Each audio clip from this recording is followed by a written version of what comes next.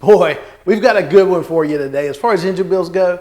But first, a little background information so you know why we're building just a ridiculous Frankenstein Ford. We've got a good friend, his name is Chris, retired Army vet. Back when he was in the Army and trying to survive on Army pay with a family and everything, he bought just what he could afford. It turned out to be a 63 Ford F100 pickup truck. It was canary yellow and he just had to live with it that way.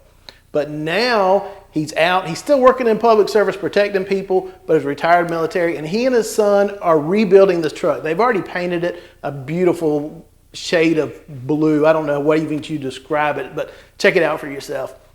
Whoever had previously owned it had swapped out the straight six for a Cleveland motor, and even though it had been dressed up a little bit, it was done and needed to be rebuilt. So they had pulled it out and stripped it down, and I told them I'd help them out if I could.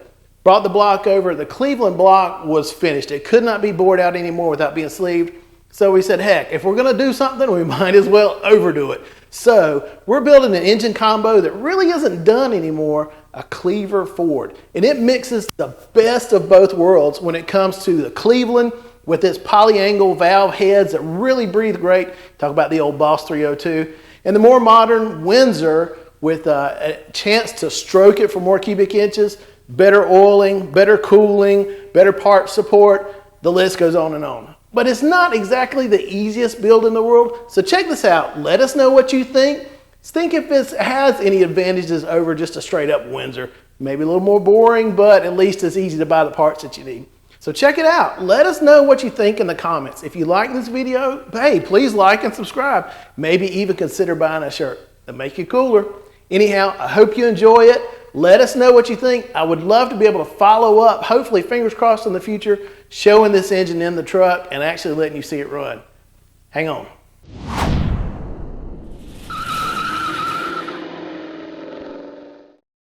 The decision to make a Clevor wasn't too tough since I already had a Ford Windsor block sitting in the corner of my shop just collecting dust.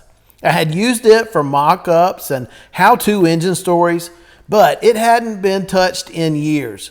So instead of just letting the block continue to sit and take up room in my shop and go looking for something else for this build, I decided it was the perfect opportunity to build the Clevor I'd always wanted to try.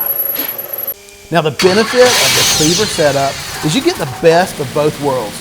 The Cleveland heads flow great because they feature a canted valve setup, which we'll get into more in a little bit.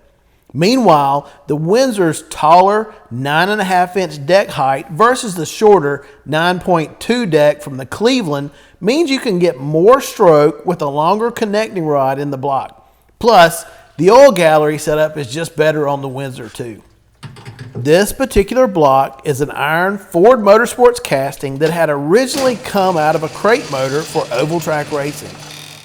Now it's never actually been run, just assembled and disassembled in different setups over the years for various magazine projects. Now it's a 2-bolt main cap design, but this isn't a max power build. This is going into a truck that'll be driven for fun in the real world. It won't be seeing a racetrack, so we aren't shooting for the moon when it comes to horsepower numbers. Instead, we want good power and tons of torque so it'll squall the tires on demand and just be a ton of fun to drive. So that means the 2-bolt main setup should be more than fine. Fortunately, I had managed to keep enough oil on the critical surfaces that the block hadn't rusted during storage. I took it over to my friends at Automotive Specialists to get checked out, and the plan is to build a 408 cubic inch Clever with 4-inch 30,000 cylinder bores and a 4-inch stroke. So Justin Bryson knocked out the cylinder bores for me and rehoned everything for a fresh, clean crosshatch. And that's literally all the machine work we did. We didn't want to mess with the 9.5-inch deck height, and the deck's checked true anyway, so we didn't even run it through the decking machine. Here you can still see spots where the last head gasket was pressed against the deck. Justin also handled balancing the new rotating assembly. This is a forged eagle crank with a 4-inch stroke to help bring the cubic inches up, but it does require removal of a few ounces off the counterweight to bring the custom rotating assembly within balance. Normally, this is done by drilling holes in the counterweights. This practice is really common when it comes to balancing a crank, but the one drawback is that the holes can catch oil and increase windage because it slings it around in the crankcase.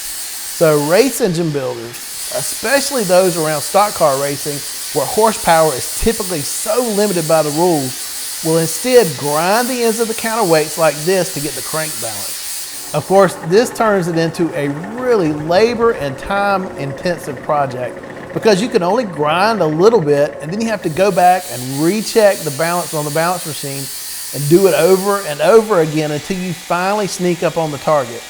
But Automotive Specialist only does it this way because they simply just refuse to take shortcuts. But dang, does it make for cool videos. But that wasn't it for the rotating assembly. Next up, Justin turned his attention to the connecting rods.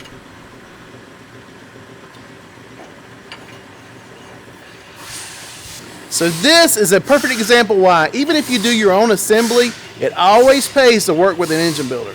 Now, as I mentioned, I'm doing the build here at Automotive Specialist, doing a lot of the work myself, but it's nice to be able to have them. They did all the machine work for me, and a lot of the checks that a lot of times will get missed. For example, while we were doing the balance work, Justin went ahead and checked the wrist pins for the rods and the pistons. Notice that the pistons were just a little bit on the fat side, 9273.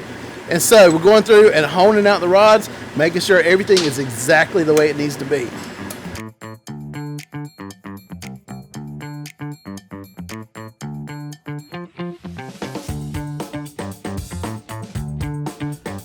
So finally, after honing the pin bores, confirming all the clearances are dead nuts on the money, and then going back and chamfering the oiling holes in the pin bores, I'm ready to take everything to the assembly room and continue on with the task of checking bearing clearances.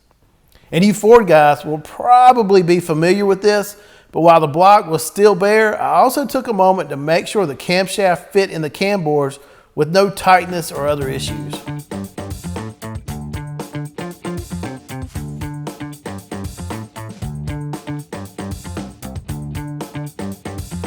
So I have spent a couple of days here at Automotive Specialist kind of working before we even turn the camera on for real, getting everything ready to finally start bolting stuff up. That's the important stuff, but it's so boring you really don't want to watch it. It's the fitting rods, it's measuring and fitting bearings, it's honing, balancing, cleaning, all that stuff. So finally, we're ready to roll. I've got my main bearings in, time to finally set a crank. If I grunt here, don't laugh at me. So this is an Eagle 4340 forged steel stroker crank that we are dropping in here. Let me shut up and concentrate. So this is a stroker crank instead of the 3.5-inch stock stroke. We're now up to 4, and it's not a Lighten crank, but otherwise Eagle's done basically everything to it. 4340 steel, extra wide chamfers for extra strength on all the rods and mains. It's been heat treated, shot peened, stress relieved, x-rayed. We know it's good to go. This is going to be a good one. If we have a weak spot in this engine, it's not going to be the crankshaft. Time to install some main caps.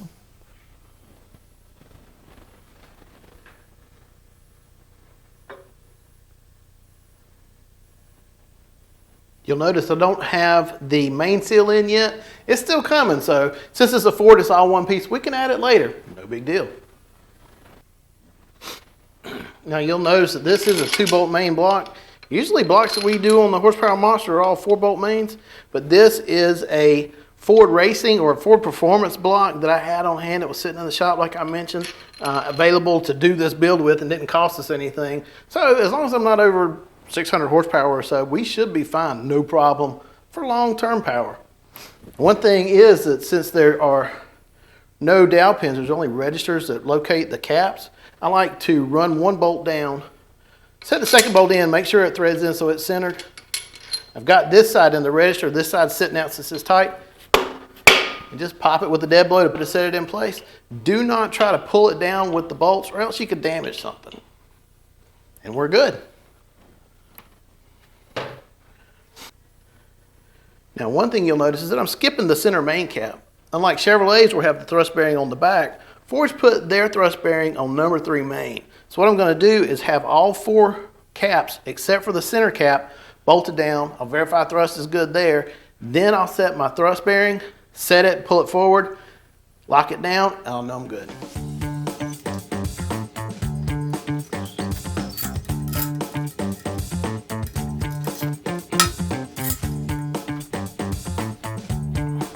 I've just got motor oil lubricating the threads on the main cap bolts, which is all that's recommended. And for Ford, they need to be pulled to 100 foot-pounds.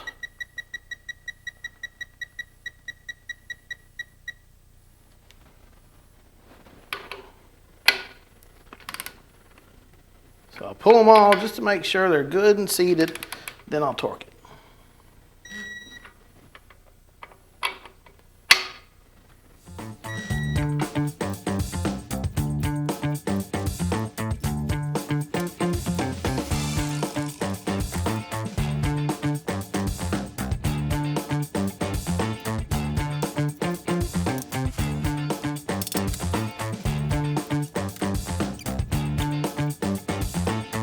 Unfortunately, I was getting only 4/1000ths of crank in play. I like at least 7, so it was more tediousness ahead as I slowly sanded the thrust faces of the center thrust bearing using superfine sandpaper on a block of perfectly flat granite. My goal was to take 2/1000ths of an inch off of both thrust faces, giving me an additional 4/1000ths of clearance. When you're doing this, you also have to be very careful to take the material off evenly across the entire thrust face of the bearing, or else you'll just ruin the thing. And here's what it looks like once it's done versus the way the thrust bearing came out of the box. Now, let's try it again and see what we've got.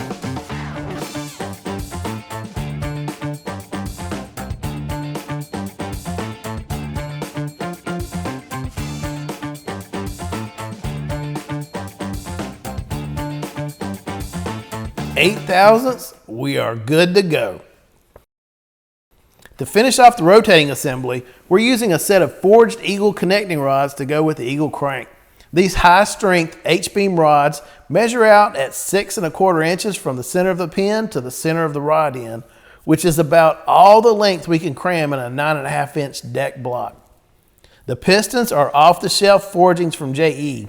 Now, I mentioned earlier that these are 4-inch 30/1000ths in diameter, which will make for a 408 cubic inch engine. Originally, we'd wanted to do a 427 because that number is just cooler, but I ran into problems. I couldn't find any 4-inch 125/1000ths diameter Cleveland pistons that had modern features and were also shelf stock. But I didn't have time for a set of custom pistons to be made.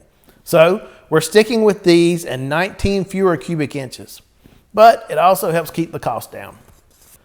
Anyhow, back to the pistons. These are from JE's SRP line of products, and they are really cool. The SRP design uses dedicated forgings to reduce the number of machining processes necessary to finish the pistons, and that in turn helps keep the cost down for the customer. These have valve pockets made specifically for the Cleveland's valve angles.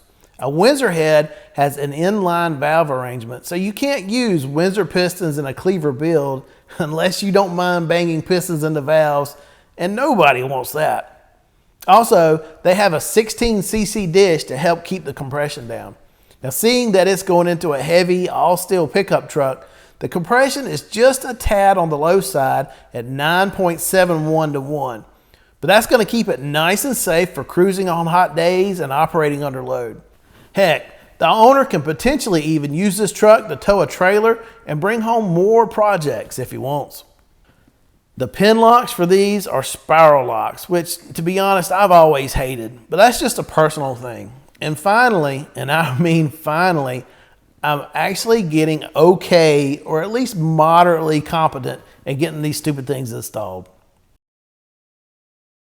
To gap the 1/16 inch thick ring set, Keith Thornton let me borrow his ring grinder so I could gap the first ring at 22/1000ths and the second at 24.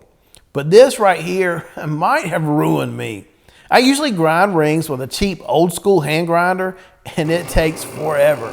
These powered grinders are serious money, I know, because after I used this one, I priced them, and the good ones seem to be around 750 bucks. But golly, I don't ever want to go back.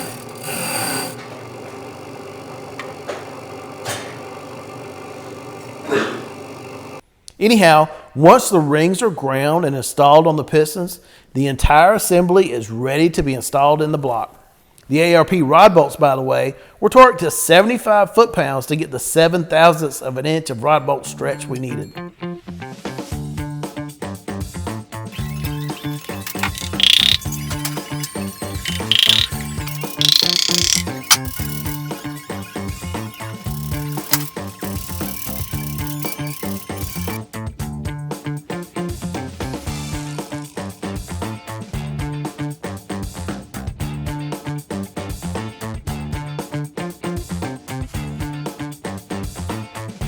The camshaft is a hydraulic roller we got from Comp Cams. The guys over there helped me pick the right cam for this application. You know, of course, it's always tempting to try to go with the biggest cam you can get to make the big number on the dyno and have those bragging rights. Especially since, you know, for magazine stories or videos and stuff, everybody wants that big number. But it's important to remember the final use. And for this one, it's going in a truck. And it's going to be a really nice truck. But it's not a racer, and the owner will probably actually use it to haul some stuff around, maybe even tow a little trailer with a motorcycle on it. So had to keep it reasonable. And this is what we came up with here. This little hydraulic roller looks like it's solid steel. Let me get you the cam specs here. Let's see.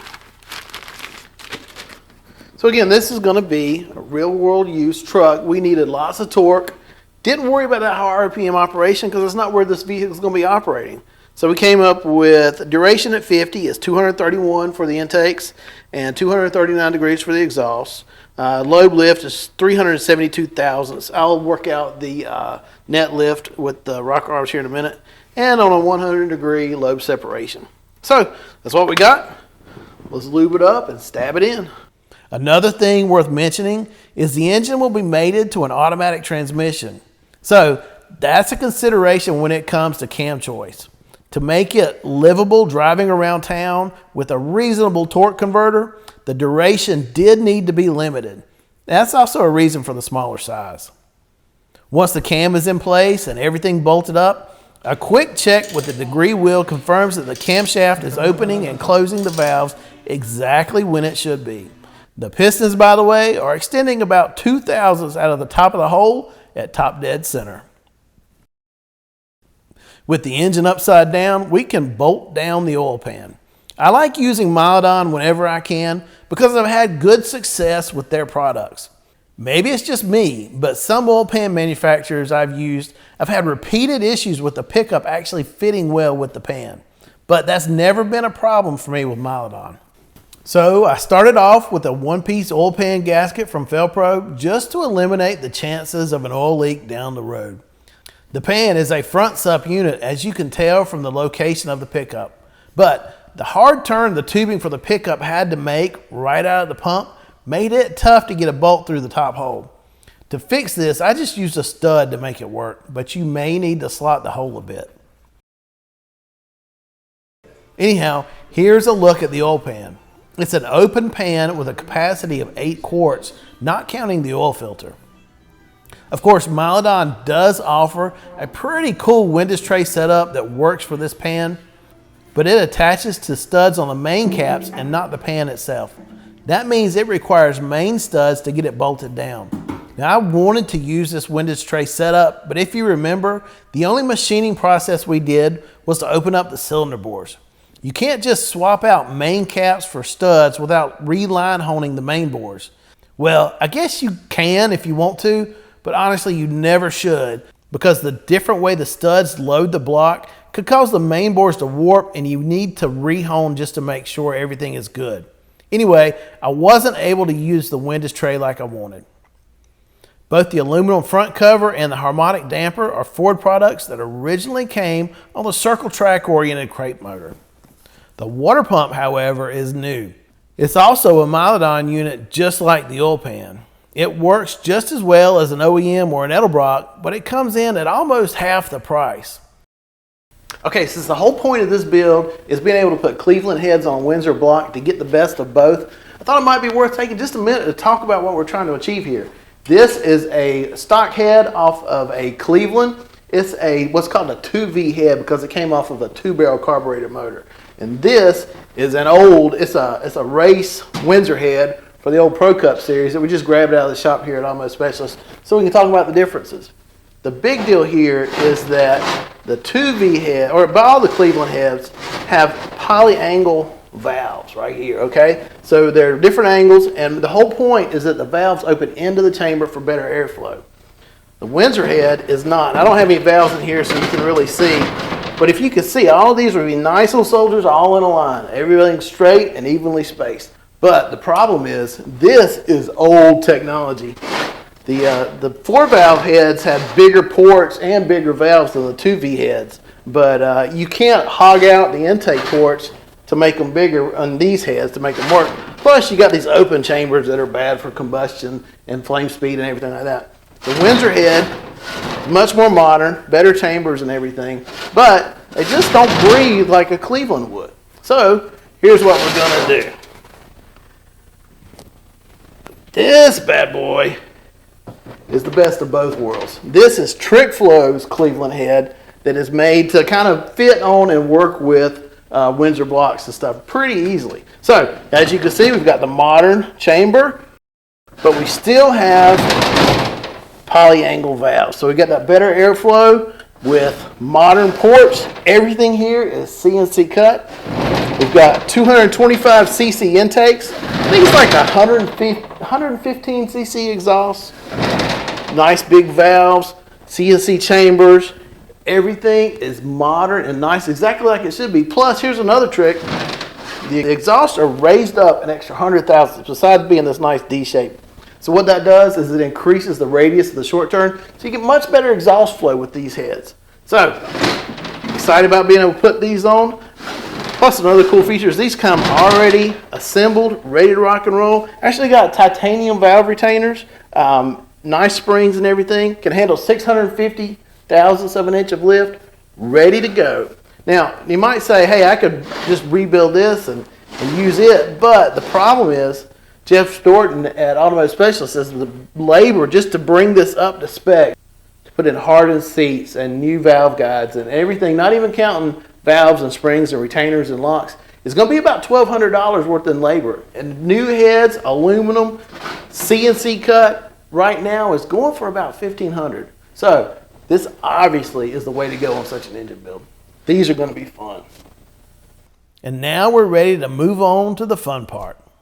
The key thing to remember here is even though these TrickFlow heads are super modern and can fit a Windsor block, there do need to be a few modifications for coolant flow. And the first is plugging these 3/4 inch coolant passages that are meant for Cleveland blocks but won't work for Windsors. TrickFlow makes it easy by threading them from the factory and including a set of plugs. A little thread seal applied beforehand also helps ensure it won't weep any coolant. And next, we'll need to drill a few holes to match up the Windsor coolant passages. It helps to visualize what I'm talking about with these heads on the block. I'm still in the mock-up stages here, so the heads are just placed on, trying to figure out, make sure everything's right. But this is a good time to make a point about water and cooling when you're trying to build a Cleaver. The problem is that with a Cleveland engine, the water outlet is up here on the block. This is a water exit here. And so on a Windsor though, the water exits out the manifold. The manifold's wet. So right here I've got a Cleveland style intake, and don't worry, it doesn't fit. It's totally wrong for the application right now. But it does illustrate what we're doing here.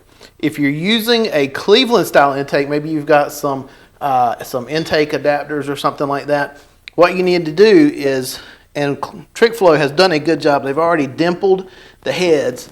You drill a 1/2 inch MPT hole here, and then you will take this cast water neck, and it is really nice, and it bolts up right here. Run some lines from here to here, and the hot coolant will exit the heads here, come here, hold your thermostat right here, and you're good to go. Now in our situation, we're not running an intake like this, and let me show you what we got. Instead, we are running this Edelbrock dual plane. It's actually made for this application. It is made to fit Cleveland heads on Windsor blocks. And it basically is the only one on the market right now doing this. There used to be others, but they quit making them. So this is about the last of the breed. And it's really cool. It's a dual plane, but it does good at making a good RPM motor, but it's really a torque-oriented intake manifold, which we're building this for a truck, so it's going to be perfect. But as you'll see, this is a wet intake, so the water neck comes out right here. What we'll need to do, though, is drill the head on both sides. There's a divot right here. We'll put a 1/2 inch hole in the face of the intake on the head. Water will exit here. We also have an option back here. Exit here, come through the intake manifold, and we'll put our thermostat right here and exit to the radiator right there. So that's the plan. You can cut coolant holes in the aluminum head by hand, but Keith and Jeff Dorton are kind enough to allow me to use their shop. So we set it up on one of their milling machines. It's still pretty nerve-wracking to drill such a big hole in your brand new heads, but I just made certain the bit was centered over the dimple in the intake face of the head that marks where the center should be, and just let it rip. You'll notice that I taped up the intake face to protect it, and also bolted on the valve covers so I can help keep the aluminum chips out of places where we don't want them. Still, both heads went through very extensive cleaning before they were ready to go back on the block. Now here is something I should have mentioned before we started dumping parts into this block. Now remember, we're using a Ford Performance block, but if you're following along and you're using a straight stock Windsor block, it will require some modifications before you start your build, because you're going to have to go back and wash it after you get done. But you do need to drill a few holes in the deck of the block to match up the coolant ports for the Cleveland heads. So we've got to match up Windsor block, the Cleveland heads, and all those coolant ports, and this is how you do it.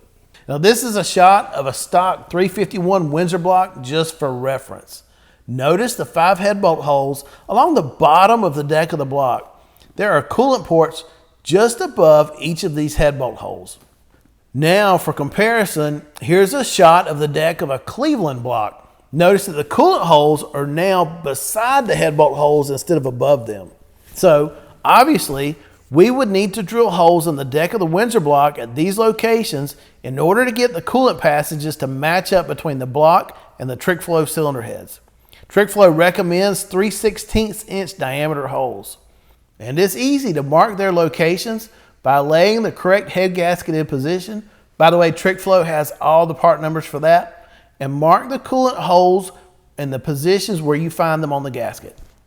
Fortunately, this wasn't necessary for us.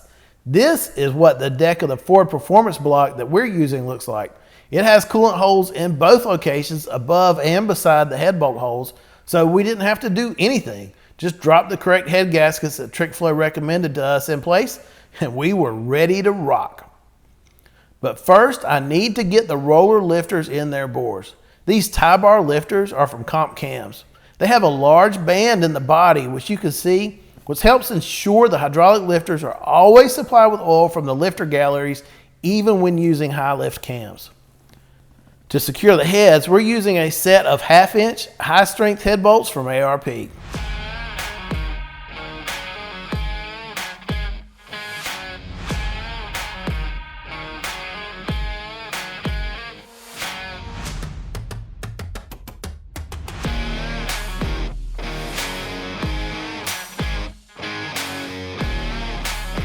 Usually on super high horsepower builds that we show on the Horsepower Monster, we're using head studs. But this is not ultimate horsepower, and it's going in a truck where you might be working on it and stuff. So as you saw, we're using head bolts. That just makes it easier to pull them off and get the heads off if you need to while they're still in the truck. Now, Ford Windsor only has 10 head bolts per side, but they're 1/2 inch bolts. And the ARP high strength bolts are something like 200,000 PSI tensile strength. So final torque is going to be 110 pounds. I'm doing it in 3 sections, 55, 85, and 110 or something like that. So this is the 85 round because I wanted to video it on the easy part, and you don't see my face go red when I'm trying to pull to 110.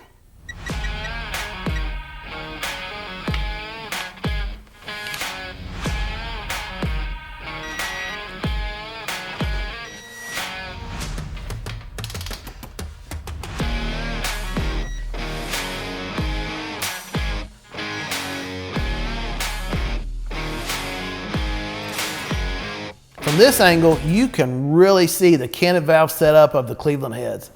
It's actually angled inward at 4.5 degrees for the intakes and 3 degrees for the exhausts. And again, that's all to reduce valve shrouding against the walls of the cylinders and improve airflow into the combustion chambers.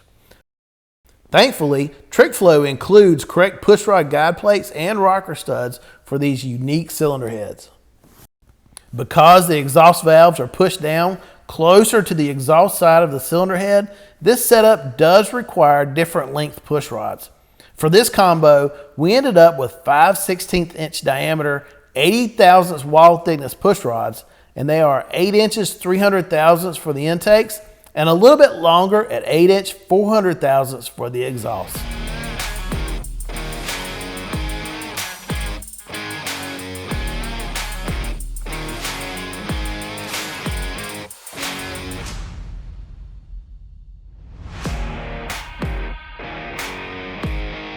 If you watch the Horsepower Monster much, you probably know a lot of time I spend time in other people's shops documenting engine builds for other engine builders. But for my own personal builds, as you've probably seen here, I use comp cams for the valve train as much as I possibly can. So we've got a comp cams hydraulic roller that they help me spec out for that, for the cam. Lifters are Comp's new Evolution hydraulic roller lifters, and those bad boys are really cool. Not only are they rebuildable, which is not a big deal in a mild street build like this, but they have a cartridge in them so they limit the pump up. They're super consistent, just really high quality lifters that are affordable for the average guy. And then we're using Pro Mag, I think these are Pro Magnum rockers. Full roller rockers, way to go through everything on here. Again, super consistent, super long life, low drag. Now for the Clevelands, these use the 1.73 to 1 ratio. So with the 372 lobe lift, I think that gives us 644 thousandths gross valve lift. So that'll be a lot of fun. To set preload on the hydraulic lifters, I ran the adjuster down until all the lash was taken up, then tightened it an additional 3/4 of a turn. Now, a couple more notes about these Cleveland heads from TrickFlow. The more I've gotten to have my hands on them, the more impressed I am by them. First of all, oil drain back is improved from stock Cleveland heads, especially if you're in a high RPM application. The stock Cleveland heads had a tendency to trap all the oil up high on the engine. Better oil drain back means that if you're in a car and you're doing laps, a street strip, or at the road course or something like that, and extended high RPM runs, more oil gets back, so there's less chance of the pickup getting uncovered. You're not trapping so much oil up here. Another thing that's really cool is all of the spring retainers are lightweight titanium, which should help high RPM power as well. Speaking of high RPM, the ports, like I mentioned already, are all CNC cut, but at 600 thousandths lift, which is right around our target, they flow 336 CFM, which is pretty healthy. And the exhaust, by the way, at the same lift, 600 thousandths, will flow 240. And that 600,000 number is important because max spring lift, or max valve lift for the valve springs, I'm sorry, is 680 thousandths. So they actually give flow numbers all the way to 700 thousandths. But you can get as much lift as 680 thousandths. So we try to get real close to that with still a bit of a safety margin. So we are at 644 thousandths max lift gross for intakes and exhausts. So in our application, we're going to be in a truck, not racing, looking for a lot of torque, good street manners, but just be able to rip the tires off anytime we hit the gas pedal. So this should be able to do it. I'm really impressed with these heads. I cannot wait to get this on the dyno and see how it responds. Now, just a quick note about the intake manifold. I already showed you during mock-up the Edelbrock dual plane intake manifold that I'm going to be using. But what I really wanted to do was a dual plane versus single plane intake manifold test while we had the engine on the dyno to see how this big inch cleaver would respond to the two different intake manifold styles. The problem is that the aftermarket still makes a handful of intake manifolds for a Cleveland headed Cleveland block. So the Cleveland block is only 9.2 inches tall. So that brings the heads closer together. When you put the Cleveland heads on a Windsor block like we're doing here with a 9.5 inch deck, that moves everything up and out. And there's not really a whole lot of options there for that. Really, this Edelbrock was the only thing I could find. I did manage to find this intake from Speedmaster. It's the one on the right, that big bulky thing in a single plane.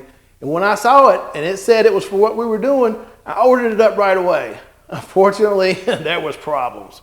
Now it looks impressive and it even splits right down the middle to make it easier for porting, but something was really wrong with it. When I bolted it up to one of the heads to check how close the ports matched up, honestly, I was shocked. I mean, check this out. That's just awful. I don't know what this intake was made for, but it definitely wasn't for the stock Cleveland intake port locations.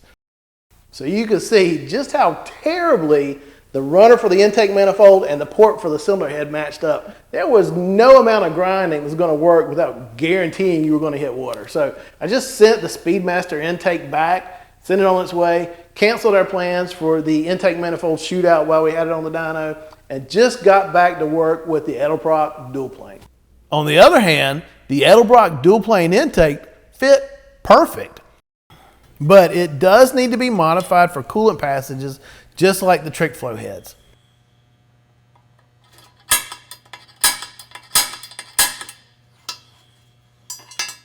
I only needed to drill 2 holes to allow coolant to flow from the front of the cylinder heads into the coolant crossover in the front of the intake manifold.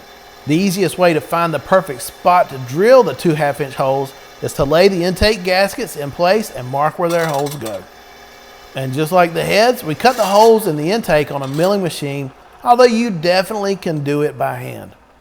Here you can see the matching coolant passage in the front of the intake face of the TrickFlow head, as well as those gorgeous CNC machined intake ports. We also drilled and tapped holes in the back of the intake manifold. Now these aren't necessary, we're just using them for ports to help bleed air out of the cooling system. A couple of AN fittings with caps will help seal those ports.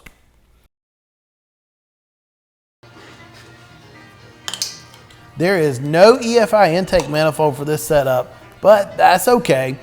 We'd planned all along on using one of Holley's Sniper Stealth EFI units to provide modern fuel injection with all the performance and comfort that comes with it, while still maintaining a cool old school vibe.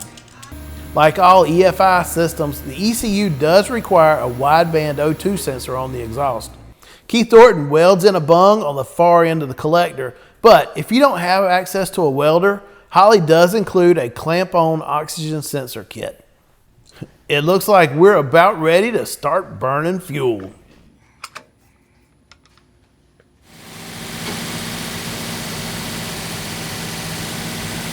All right, it's dyno day, which makes it both my favorite day of the build, but also honestly the most nerve-wracking. But here to have some fun, and remember, this engine was not built to make that on high horsepower number. This is going into a fun truck. The driver wants to be able to drive it and have fun. So we built hopefully for lots of torque, lots of drivability. I'm hoping we can hit that 500 horsepower mark, which should be no problem at all with 408 cubic inches and what is it, like not quite 10-to-1 compression ratio. But what I'm really wanting, especially with this dual plane intake, is tons and tons of torque all the way across the RPM range. So let's fire her up and see what we get. We did run into an issue on the dyno that was kind of weird and really unusual. While setting up the Sniper Stealth's calibration wizard on the handheld touchscreen, we noticed that the inputs wouldn't save to the ECU that's embedded in the body of the Stealth unit. The throttle body could crank the engine and also handle everything okay at idle, but it struggled to provide enough fuel as soon as you rolled into the throttle. The Holley tech line was helpful in trying to trace the source of the problem, but when a fix wasn't obvious, they said just send it in and they would replace the whole thing. Unfortunately, automotive specialists had another engine that needed to go on the dyno ASAP, so the Clever had to run that day. The solution we came up with was to use a virtually identical sniper from another project they were building. With all the snipers we've used in various engine builds, neither they nor I have ever run into this issue before. But it happens sometimes, and I'm more impressed with the Holley Tech department and how eager they were to make things right than I am bothered by the bad sniper unit. Things like that'll happen sometimes, no matter how complex or simple the product. Heck, I've had the wrong bearings come in a box. The key to me is standing behind your product and making things right when you do have a problem. And that's exactly what we got with Holly. And a new replacement sniper unit showed up a couple days later. Anyhow, the black sniper stealth unit is exactly the same except for the color. It has a pair of 100 pound-per-hour injectors for each venturi and can handle up to 1,250 horsepower in boosted applications. So it'll be more than enough for our needs. And this time, the sniper handled the fueling needs of our Clevor engine beautifully. Once again, we used the handheld touchscreen unit to input our parameters and then allowed the self-learning ECU to decide exactly how it needed to operate the Clevor. And then we cruised through the break-in process, and after a quick check, we're ready to make power pulls. So here we go, the moment of truth.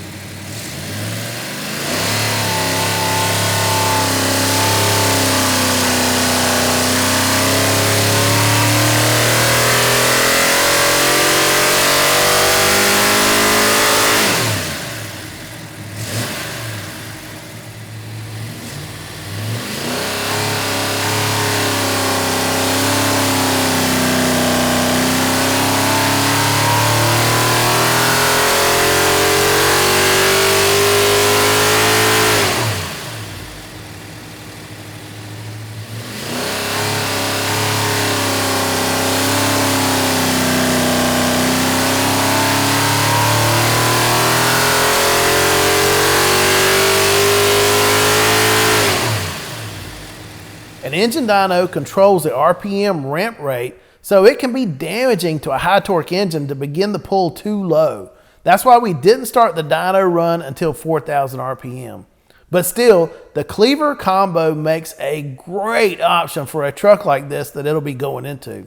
The Big Inch Ford was already making 519.6 pound-feet of torque when we started the pull at $4,000, and it rose all the way to a peak of 526.5 at 4,300.